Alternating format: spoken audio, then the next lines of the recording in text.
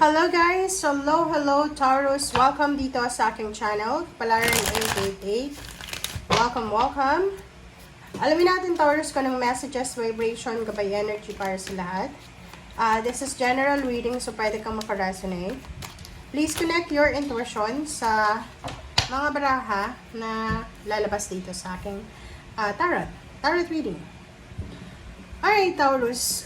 First two cards mo dito is number 2, movement, choices, decision. Number 6, third eye chakra. Okay. Meron ditong Taurus na posibleng for several years or for several months, hindi siya masyadong focus sa pag-aasawa, sa trabaho, sa pera. Parang for several years, maybe nung sinilang ka until now, hindi masyadong nakafocus ka sa, like kung single ka pa sa ngayon, sa pag-aasawa, about sa financial, parang ganun. Hindi masyadong focus yun because maybe mayroon kang parents or someone na tumutulong sa'yo. But for the moment, yung third eye chakra, nakabukas na. Okay? So, sinasabi ng bara sa'yo na magiging sobrang wise ka. Yung third eye chakra ay tutulungan ka niya para maging balanse yung buhay mo eh.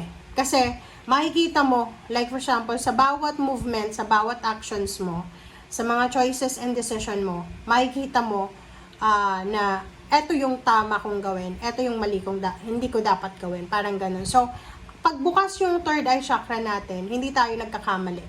Ganun. Walang pagkakamali eh, kasi makikita mo siya kahit hindi mo nakikita ng naked eye mo, ng physical eye, ramdam mo. Feel mo na eto yung tama, eto yung mali. Parang ganun. Okay? Wow. Okay. Tingnan natin. Second deck tayo para sa lahat ng Taurus.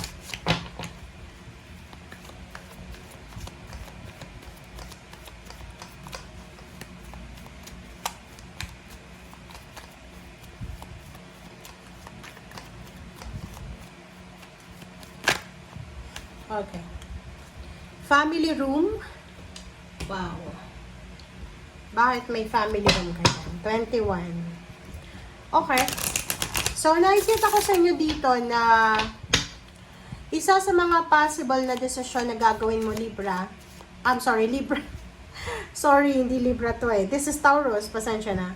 So, maybe, kaya lumabas sa bibig ko yung Libra. This is balance eh. Balance kasi to. 3 is balance, 2 is balance. So, sinasabi ng barahan na ang iniisip mo is Libra energy, justice, parang ganun.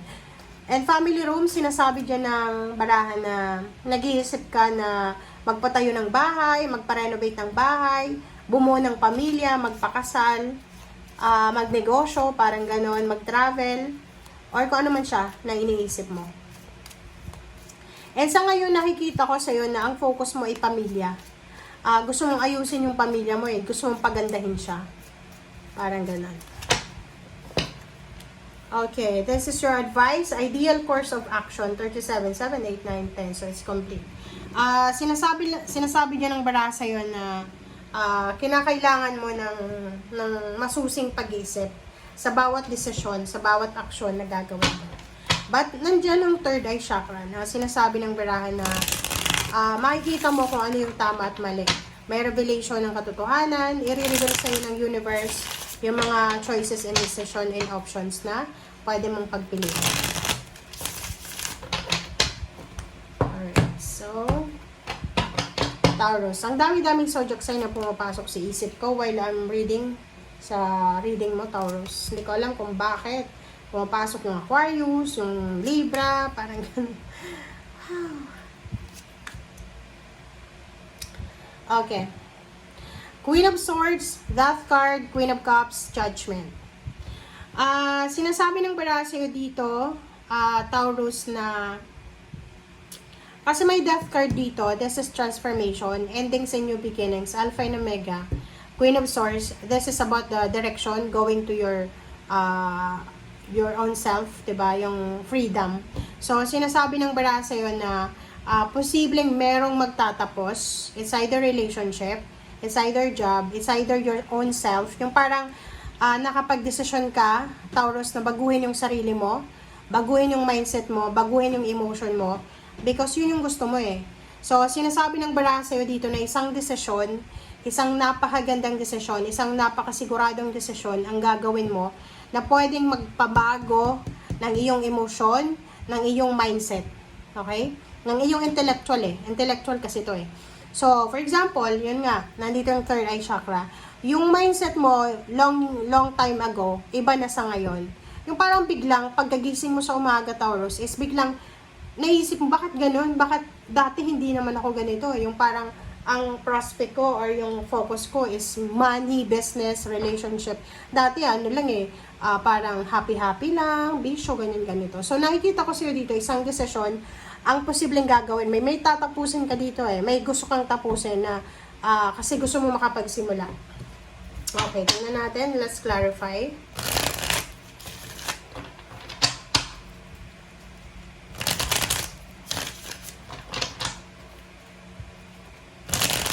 Parang sinasabi dyan ng baraha sa'yo na meron kang habits, lifestyle, emotion, mindset na kailangan tapusin kasi gusto mo nang mabago yung takbo ng buhay mo.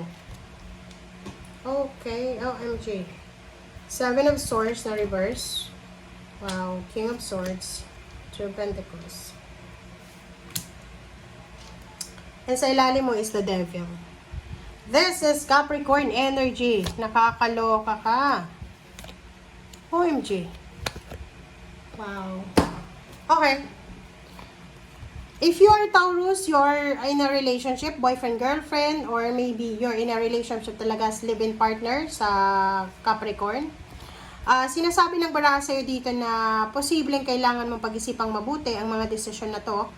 Maybe you're planning to parang makipaghiwalay or makipagbalikan sa isang Capricorn. You need to think it very, very carefully. Kasi pwedeng masira yung diskarte mo because of mabilis na action or mabagal na action. Okay. Reverse yung Seven of Swords. Nakikita mo dito yung third eye chakra. Sinasabi ng baraha na yung reading natin guys is timeless siya. Maybe ngayon, bukas makalawa, or next year, or next years. Sinasabi ng baraha, since yung third eye chakra mo is open, active, makikita mo kung sino yung mga taong manluloko. Makikita mo yung mga taong traidor. Yung parang dati hindi mo nararamdaman, hindi mo napapansin na itong taong to, traidor to, manluloko to, backstabber to. Ngayon, hindi na. Naka-reverse yung Seven of Swords mo and upright yung King of Swords. Sinasabi ng barahan na parang kang isang soldier na bukas ang iyong mata kahit natutulog ka. Parang ganun. Bukas ang iyong isip kahit natulog. Yung parang handang-handa ka. So, walang sino man ang pwedeng manloko sa'yo, mang-scam sa'yo, mang-trader sa'yo because ramdam mo, kahit malayo pa lang yun, amoy pa lang, presensya pa lang, ramdam mo kung anong klaseng tao siya. Two Pentacles and Ten of Wands, sinasabi ng baraha sa'yo dito na because of your hard work, because of your being workaholic, possible na masolusyonan mo yung mga financial problems mo ngayon na pwedeng maiwan mo papunta sa bukas. So, ibig sabihin yan, kung ano man ang pinoproblema mo sa ngayon about sa money, huwag kang masyadong magpanik, mag-alala kasi sinasabi ng baraha na sobrang sipag mo napakasipag mo, napaka-resourceful mo. And without resourcefulness or without your parang kasipagan, hindi mo makukuha yung success. But since napakasipag mo, mabuting tao ka, isa ka sa mga zodiac sign na mabuting tao. Yun, aminin natin lahat. Yung mga nanonood ditong Taurus, lahat kayo mabubuting tao. Isa kayo sa mga zodiac sign na talagang yung wholehearted talaga. Kung tumutulong siya, as in, wala talagang kapalit. But, if you are angered, kung angry ka, or ginalit ka, may resentment ka talaga. But nakikita ko sa'yo dito, lahat ng sacrifices mo, lahat ng pagpupunyagi mo, pagpupursige mo sa buhay, ay magdadala yan sa'yo ng balanse, lalo na sa pera. Yung pangarap mong kasal, yung pangarap mong bahay, yung pangarap mong pamilya, yung pangarap mong transparent na relationship, yung parang walang panluloko, ganyan ganito, makukuha mo siya. So, huwag kang masyadong mag-alala. Okay? Thank you guys. Bye!